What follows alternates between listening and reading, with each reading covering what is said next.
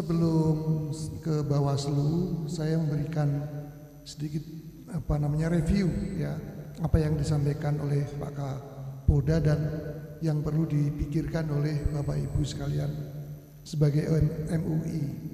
Yang pertama yang digarisbawahi Pak Kapolda adalah pemilu 2024 tidak boleh ada politik identitas. Kemudian yang kedua, tidak ada polarisasi masyarakat. Kemudian yang ketiga, Lampung potensi pemilihnya adalah 6,5 juta. Itu nomor 6 terbesar di Indonesia setelah Sumatera Utara atau mungkin ujung pandang Sulawesi Selatan ya. Kemudian berikutnya Polda sudah mempunyai 2 kegiatan yang bagus. Yang pertama adalah Jumat Curhat dan Cooling System yang dulu tahun 2019 pada pemilu 2019 sudah dilaksanakan dengan baik. Tetapi untuk pemilu 2024 karena serentak itu ada keterbatasan mobilisasi antar provinsi aparat keamanan. Oleh karena itu MUI penting bagaimana mohon dipertimbangkan membuat program sebagai perekat bangsa. Itu seperti apa bentuknya yang harus dilakukan kita gitu. Tidak hanya untuk pemilu legislatif dan pilpres, tetapi juga untuk pilkada. Bentuk-bentuk perekat bangsa itu seperti apa sih? Apakah menggunakan teknologi atau menggunakan FGD kalau meminjam istilah Pak Gubernur tadi. Demikian mohon dipertimbangkan untuk diskusi. Tadi disebutkan oleh Pak Kapolda bahwa dalam perspektif kepolisian itu salah satu unsur rawan itu adalah penyelenggara 56%. Oleh karena itu kita minta paparan dari Bawaslu Provinsi Lampung, Mas Suheri, silakan.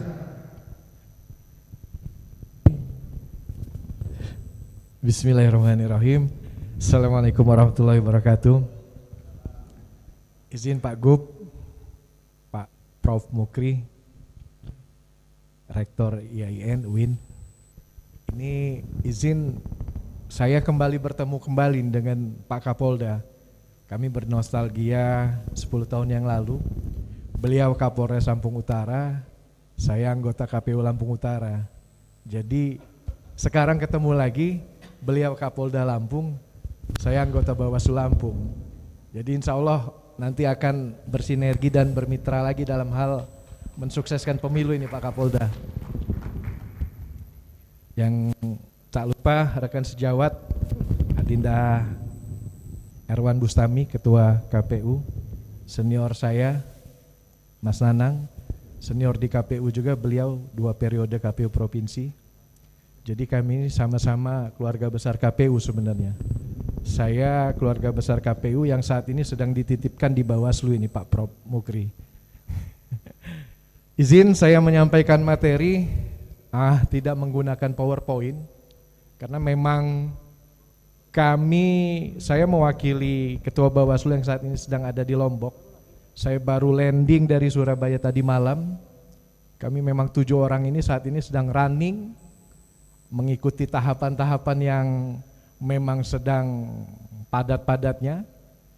Baru mendapatkan kabar tadi malam, karena saya mendengar ini giat Prof Mukri, giat MUI, dan saya yakin peserta di sini sangat punya kompetensi terkait kepemiluan dan mungkin sangat ingin mendengar paparan dari kami bagaimana pengawasan kami di Bawaslu, bagaimana indeks kerawanan pemilu yang tadi sudah disampaikan oleh Pak Kapolda. Kita alhamdulillah Pak Gubernur masuk 10 besar dari 38 provinsi yang terawan saat ini. Indeks kerawanan pemilunya kalau tadi Pak Kapolda katakan 7 besar, sekarang alhamdulillah sudah turun jadi 8 besar. Sudah masuk peringkat ke-8 provinsi terawan dari 38 provinsi yang ada di Indonesia. Tapi ini menjadi support buat kami Badan Pengawas Pemilu. Makanya ini momentum forum yang sangat baik sekali, bisa bertatap muka dengan Ketua MUI seluruh Lampung ya Prof. Jadi pesan-pesan dari kami Bawaslu bisa kami sampaikan di sini Pak Kapolda. Karena tugas pengawasan ini bukan hanya tugas kami 7 anggota Bawaslu provinsi, bukan hanya tugas 61 orang anggota Bawaslu Kabupaten Kota, kemudian tugas dari 677 Panwascam se-Provinsi Lampung, bukan, tapi tugas kita bersama-sama. Bukan hanya juga tugas Pak Polisi dalam hal ini untuk pengamanan. Tugas kita bersama-sama bagaimana seperti judul yang diharapkan oleh MUI, mendapatkan pemilu yang bermartabat, aman, terkendali dan bermartabat. Ini harapan kita semua. Kalau pengalaman kami sebagai penyelenggara pemilu, indeks kerawanan pemilu itu tadi disebutkan 56%, Pak Kapolda, itu karena mungkin proyeksi dari kawan-kawan Polri bahwa terjadinya disintegrasi dari kami penyelenggara pemilu, kami yang mungkin dianggap kurang berintegritas 56%, dan ini mungkin fakta yang terjadi. Tapi ini kajian seluruh Indonesia, mungkin begitu Pak Kapolda, seluruh Indonesia. Insya Allah Pak Gub, kami penyelenggara pemilu di Provinsi Lampung ini atas bimbingan Pak Prof Mukri selalu dibimbing kami nih dalam hal keislamannya, walaupun saya sangat tidak fasih seperti Pak Gub tadi bilang, daripada saya salah-salah ngomong Islamnya kan. Tapi saya selalu banyak diskusi juga dengan para alim ulama, tokoh-tokoh agama, karena salah satu faktor dari indeks kerawanan pemilu yang ada di Lampung, masuk 10 besar, Lampung ini gampang terpolarisasi. Masyarakatnya gampang terpolarisasi, gampang di kotak-kotakan, gampang dipeta-petakan. Walaupun masyarakat kita ini pada umumnya kan 6,5 juta pemilih Pak.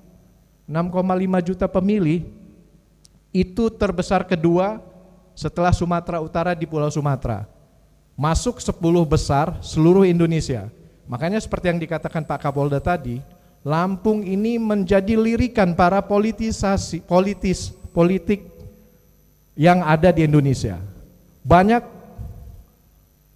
mereka yang mengincar untuk mendapil di Lampung. Orang Jawa Timur, daerah pemilihannya di Lampung. Orang Jawa Tengah, daerah pemilihannya di Lampung. Orang Sumatera Utara, daerah pemilihannya di Lampung. Ini kenapa? Karena kita ini mata pilihnya besar, mata pilihnya majemuk, mata pilihnya heterogen, tapi mereka lupa pula bahwa masyarakat Lampung tadi seperti kata Pak Gubernur, walaupun penduduknya lebih sedikit, penduduk aslinya lebih sedikit dari penduduk pendatangnya, tapi keberagaman ini saya yakin dengan kepiawaian dari Ketua MUI kita Provinsi Lampung bisa mengelola masyarakat Lampung ini untuk bisa terus menjaga ketertiban, menjaga keamanan, menjaga kenyamanan, tidak malah menjadi mensulut-sulut untuk menciptakan politisasi, sara politisasi agama. Jangan sampai nanti ada kejadian masih berbondong-bondong kita orang Lampung berbis-bis berangkat ke Jakarta dalam rangka untuk mendukung salah satu presidennya kah, seperti yang sudah-sudah. Nah ini saya yakin dengan kepiawaian dari Pak Kapolda, karena Pak Kapolda ini sudah teruji di Lampung Utara, kami merasa sangat nyaman waktu itu. Kami penyelenggara pemilu sangat nyaman, sangat merasa keamanan itu melekat sekali di diri kami. Jadi ketika kami akan mengambil kebijakan-kebijakan yang strategis terkait kepemiluan, itu saya ingat betul, saya waktu melakukan rekapitulasi meminta salah satu saksi untuk meninggalkan ruangan rekapitulasi, dan itu langsung dieksekusi Pak Helmi waktu itu. Mungkin Bang Helmi masih ingat. Saya di situ merasa luar biasa. Jadi yakin Pak Kapolda, yakin Pak Prof Mukri, yakin di sini Ketua MUI 15 kabupaten kota. Di bawah komando Bapak Helmi Santika ini insya Allah keamanan pemilu di Lampung insya Allah benar-benar dapat kita rasakan senyaman-nyamannya dan cipta kondisi yang kondusif itu benar-benar bisa kita rasakan. Harapan saya, kami dari Badan Pengawas Pemilu, IKP yang saat ini diprediksi oleh Bawaslu RI masuk 10 besar, kita nantinya pada akhirnya, pada saat pemilu, realisasi pemilunya, Lampung malah bisa masuk 10 besar terbaik, 10 besar teraman. Ini harapan kami Pak Kapolda, harapan kami Pak Gubernur, harapan kami dari Badan Pengawas Pemilu. Mari kita songsong pemilu ini, kita bahu-membahu untuk menciptakan keadaan pemilu, situasi pemilu yang aman, damai, tentram, dan bermartabat.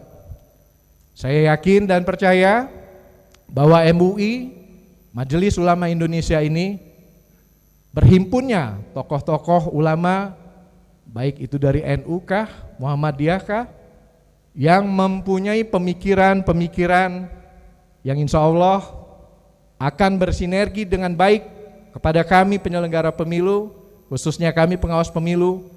Tanpa bapak-bapak sekalian, tanpa bantuan dari stakeholder terkait yang ada di seluruh Lampung ini, maka pengawasan kami yang dilaksanakan tidak sampai dari 30.000 tidak sampai, karena nanti itu per TPS hanya ada satu pengawas TPS. Tadinya kami mau menskemakan akan ada 2 pengawas TPS, karena kita nanti akan melakukan pemilihan umum itu dengan 5 surat suara. Surat suara yang pertama itu surat suara presiden, kemudian surat suara DPD, surat suara DPR RI, kemudian DPRD provinsi, dan terakhir surat suara DPRD kabupaten. Sebenarnya ini bukan hal yang baru untuk di Provinsi Lampung, seperti kata Pak Nanang tadi. Tahun 2014 kita sudah pernah melakukan hal itu, tapi 2014 waktu itu antara penggabungan pemilihan gubernur dan pemilihan legislatif, itu saya masih ingat. Nah, tapi kalau saat ini di seluruh Indonesia itu dibuat serentak sama. Di tahun 2024 momentum politik di Indonesia itu terjadi 2 kali. Yang pertama 14 Februari tahun 2024, Hari Kasih Suara kalau kata Adinda Erwan. Kalau 14 Februari itu anak-anak muda ada Hari Valentine, Hari Kasih Sayang. Tapi untuk kami penyelenggara pemilu, khusus 14 Februari 2024 itu adalah Hari Kasih Suara. Harapannya Hari Kasih Suara ini target dari kami untuk sebanyak-banyaknya masyarakat Lampung khususnya mau menggunakan hak pilihnya, mungkin sama-sama kita menargetkan bisa di atas angka 80% Pak Ketua, partisipatif dari masyarakat. Karena dengan gencarnya kawan-kawan KPU, kami Bawaslu melakukan sosialisasi ke bawah, target pencapaian di atas 80% itu bukanlah hal yang mustahil.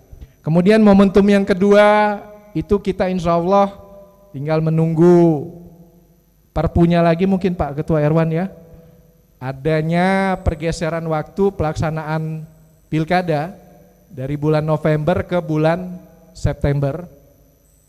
Itu tinggal menunggu perpu lagi, pembahasannya sudah dilakukan di tingkat Komisi 2 DPR RI. Jadi mungkin itu saja yang bisa dapat saya sampaikan secara garis besar karena saya tidak memakai PowerPoint. Inti dari materi yang saya sampaikan adalah tugas pengawasan tahapan pemilu bukan hanya tugas kami Badan Pengawas Pemilu Provinsi Lampung. Dengan personil sumber daya manusia yang tidak mencapai 30.000 di seluruh TPS yang ada di Provinsi Lampung, TPS sekitar 26.000 Pak Ketua, 25.000 sekian, tidak sampai 26.000. Itu satu TPS kita ada satu pengawas TPS, ditambah tadi personil yang saya katakan, Bawaslu Provinsi 7, kemudian sampai Panwascam hanya 677. Sangat sulit untuk kami melakukan pengawasan tanpa partisipasi dari masyarakat yang ada di Lampung ini, khususnya peserta Mukerda 1 MUI. Kami menaruh harapan besar Pak Prof. Mukri agar kita bisa selalu bersinergi dalam hal pengawasan setiap tahapan pemilu. Tanggal 3 besok akan ditetapkan DCT oleh kawan-kawan KPU. Kita bisa sama-sama men-tracking, memprofiling caleg-caleg yang akan ditetapkan oleh KPU ini. Mana yang menurut kita nantinya sesuai dengan hati nurani, mana yang mempunyai program kerja yang baik untuk 5 tahun ke depan. Insya Allah ini akan membawa keberkahan untuk kelanjutan, kelangsungan pembangunan di Provinsi Lampung tercinta ini. Mungkin itu saja Pak Moderator yang bisa dapat saya sampaikan. Terima kasih. Wallahu muwaffiq ila aqwamit thoriq. Assalamualaikum warahmatullahi wabarakatuh. Waalaikumsalam. Terima kasih.